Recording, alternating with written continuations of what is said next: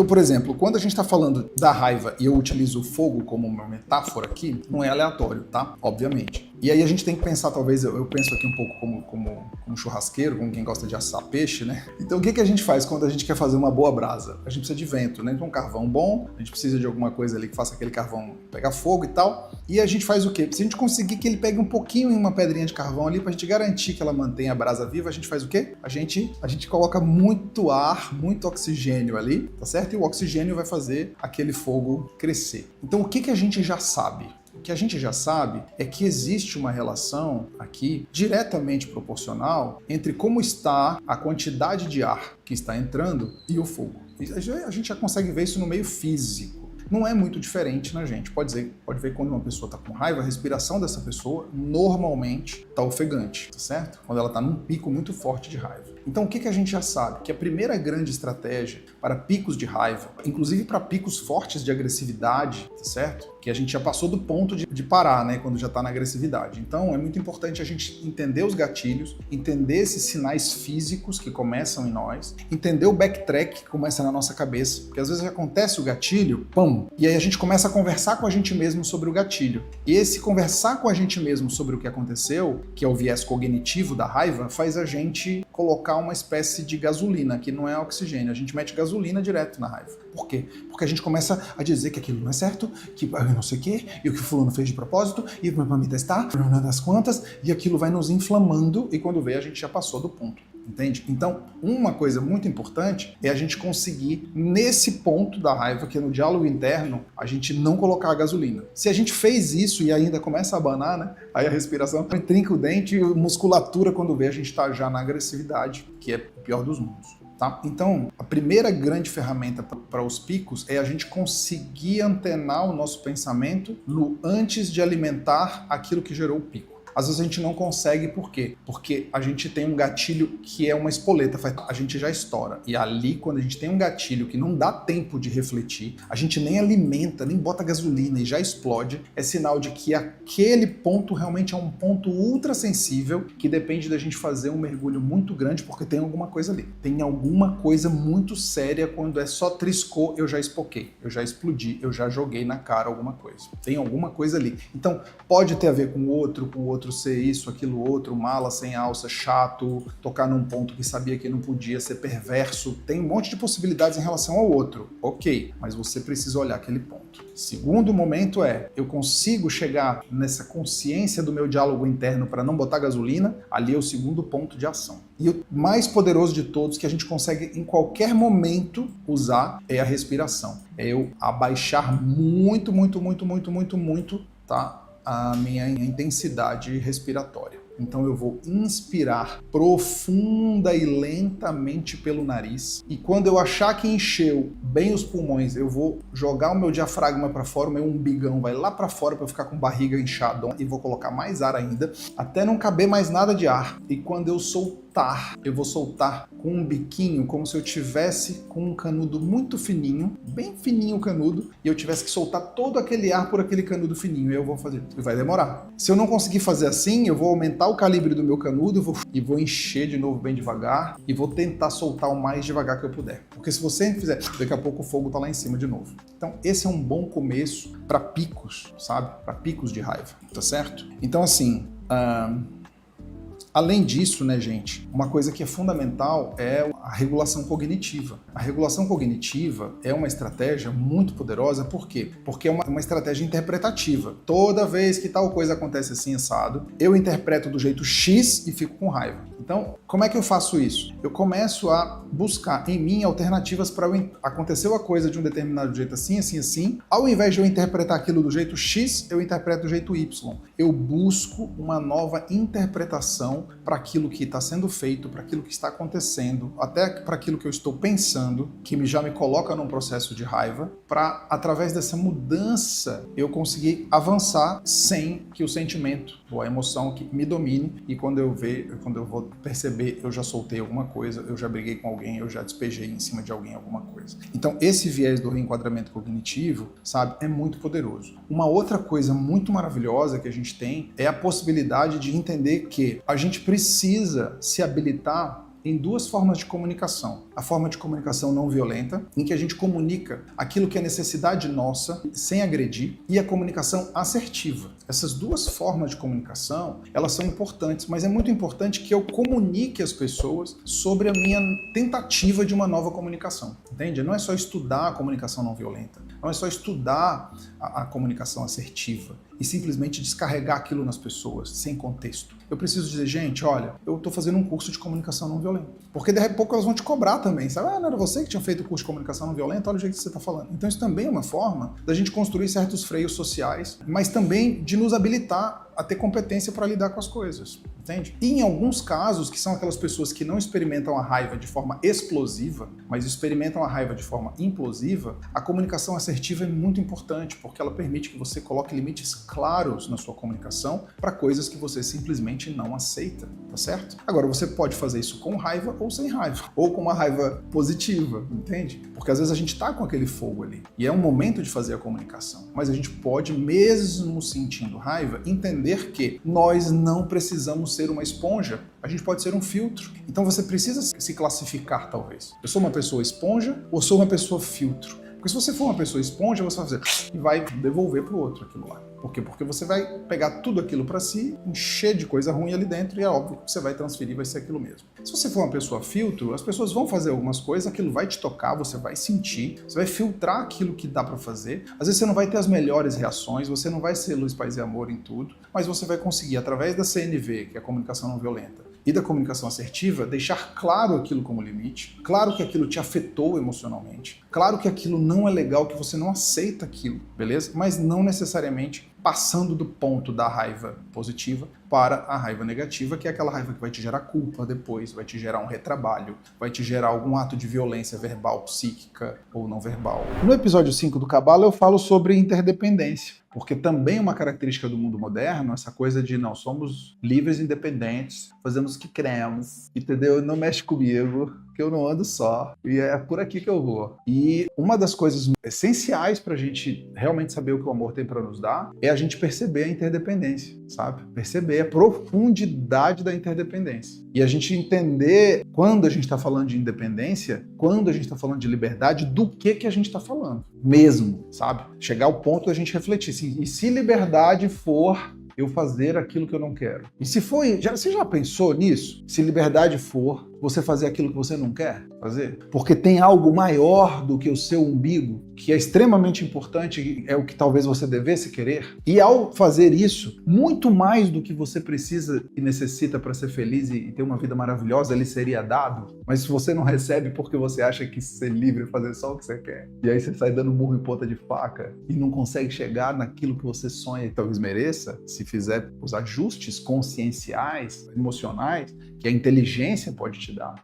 Já imaginou isso? E se for isso? Se for diferente do que te contaram? Eu até brinco aqui com as meninas do Mestre Yoda. Desaprender o que você aprendeu, você deve. Então tem muitas coisas que a gente aprendeu e que talvez não seja exatamente como a gente aprendeu. E é por isso que a gente não tem os resultados que a gente gostaria de ter. Porque até a ideia de que amor tem a ver com resultado é uma ideia que objetifica o outro. E se não tiver a ver com resultado, você está disposto a amar? E se não for por independência? Sabe? Porque tem uma independência que a gente fala, por exemplo, que é a independência econômica da mulher numa sociedade em que a mulher é vítima da violência por causa da dependência econômica. Entende como eu tenho um recorte onde a ideia de independência é super legal? É porque se eu não tenho aqui condições econômicas para essa mulher, ela acaba se sujeitando à violência. E aí é uma coisa, porque eu estou fazendo um recorte e olhando para um tipo específico de independência, beleza? Agora, quando a gente pensa a construção de afeto em condições onde isso aqui não é uma faca no pescoço, né, que é a condição social, por exemplo, a gente é independente ou a gente é interdependente? Então, se a gente não for capaz de mergulhar na interdependência, na compreensão de conexão que existe entre as coisas, se a gente não ativar um pouco da nossa inteligência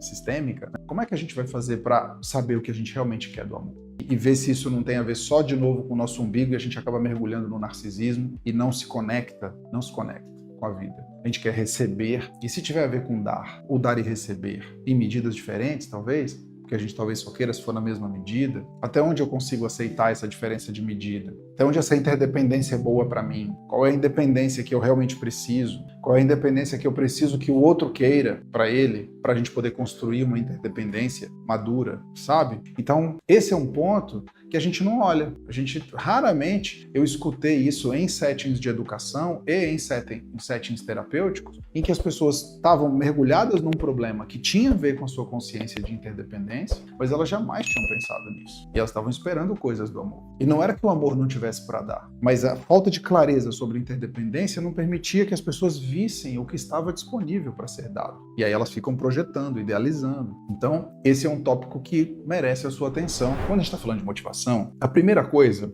é que a gente precisa, de alguma forma, acreditar ou compreender ou vislumbrar que se a gente fizer um determinado esforço, a gente vai ter um determinado tipo de desempenho, sabe? E que, obviamente, esse desempenho, ele vai gerar uma recompensa. E que essa recompensa, ela tem uma valência subjetiva, interna. Ou seja, eu valoro aquilo de tal forma que realmente é aquele resultado que me movimenta. Qual que é o problema aqui na teoria do Vroom? É que nós, seres humaninhos, a gente é até legalzinho para saber um pouquinho melhor o que a gente não quer. Mas na hora de sermos específicos e estarmos dispostos a pagar o preço por aquilo que a gente diz que realmente quer, aí o negócio enrosca. Entende? Então, assim, eu tenho que perceber que eu vou fazer um determinado esforço e que aquilo vai me colocar numa certa direção. Essa direção vai me gerar uma determinada recompensa, e essa recompensa é exatamente aquilo que eu valorizo, é exatamente aquilo que eu quero, e por isso eu comecei todo esse processo. E o que tem a ver o CRI com o CRA? Que é o seguinte, galera, às vezes a gente sai numa direção, como eu digo, desembestadamente. E aí as coisas demoram um pouquinho mais para acontecer do que a gente imaginava. Os resultados que a gente começa a colher são diferentes daquilo que a gente realmente sente valência, conexão subjetiva. E aí a gente começa a sofrer, e desistir, e mudar, e se questionar sobre a nossa própria firmeza. E saber se aquilo realmente é aquilo mesmo ou não é, se eu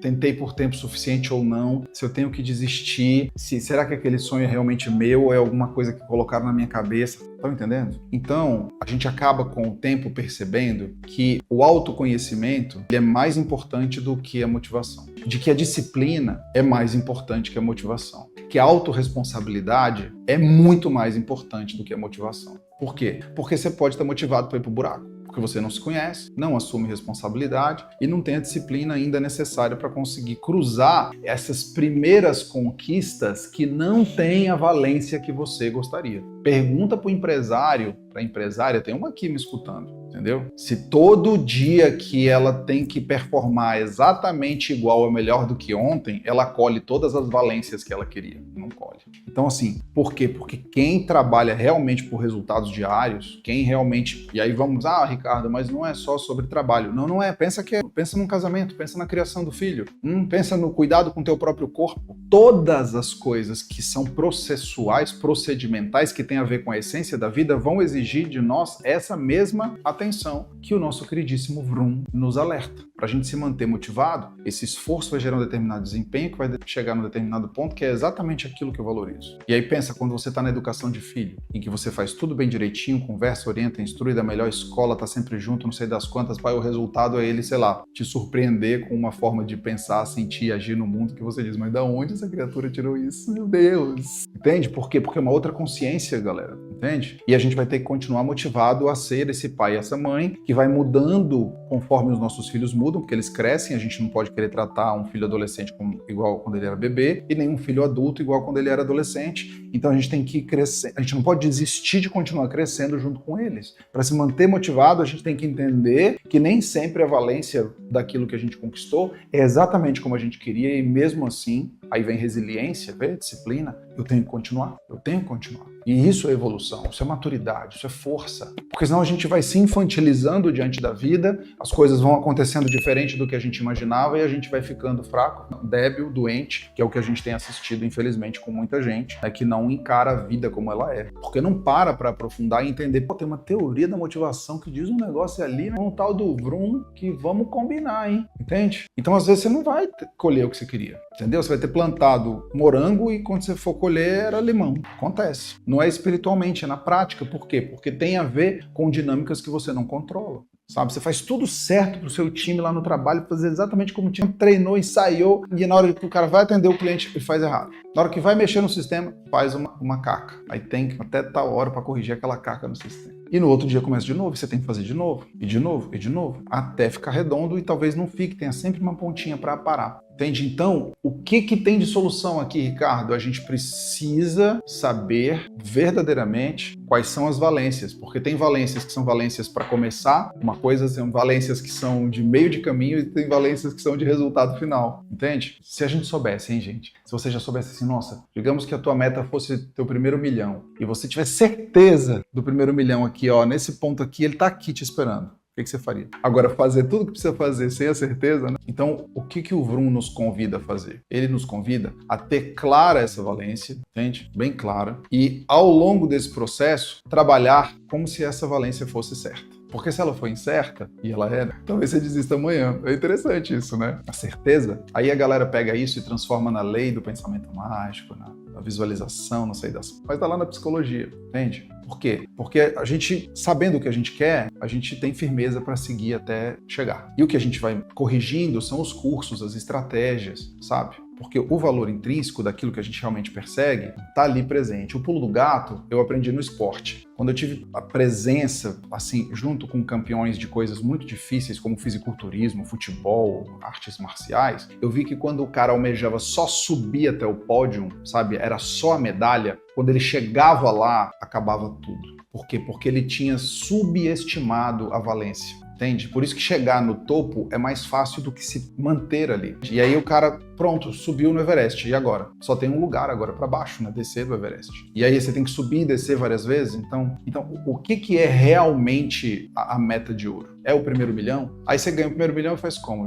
Acabou. Não tem mais energia para nada. Então, quando a gente entende o que está por trás, a verdade que é maior do que isso, que está oculta às vezes na nossa fala, eu quero meu primeiro milhão, mas o primeiro milhão é para quê? É para quem? É para quem mais além de mim? Aí a gente começa a entender o que o Vroom está chamando de ciência da motivação. Não é o que é anunciado apenas, mas é a inteligência toda que está por trás do que é anunciado. Então é muito importante que você não só consiga verbalizar o que você quer, mas você entenda as camadas superiores daquilo que você quer. Porque isso sim vai fazer com que você não desista. Isso sim vai te dar certeza quando as coisas forem difíceis. Isso sim vai te manter em frente mesmo diante dos obstáculos, dos resultados prévios, preliminares, não tão satisfatórios. Quando a tua empresa fechou no ano passado abaixo do que você queria, mas você sabe que você pode fazer diferente, mesmo que você tenha errado porque confiou em outros que você achou que sabiam mais do que você, e que você teve que passar por esse aprendizado de saber que você pode sim ir além, sozinho às vezes, melhor do que um acompanhado. E de repente, os resultados começam a aparecer, não são do jeito que você gostaria, mas já são melhores do que no ano passado e no ano seguinte. Por quê? Porque não é só fechar positivo, não é só crescimento de 15%.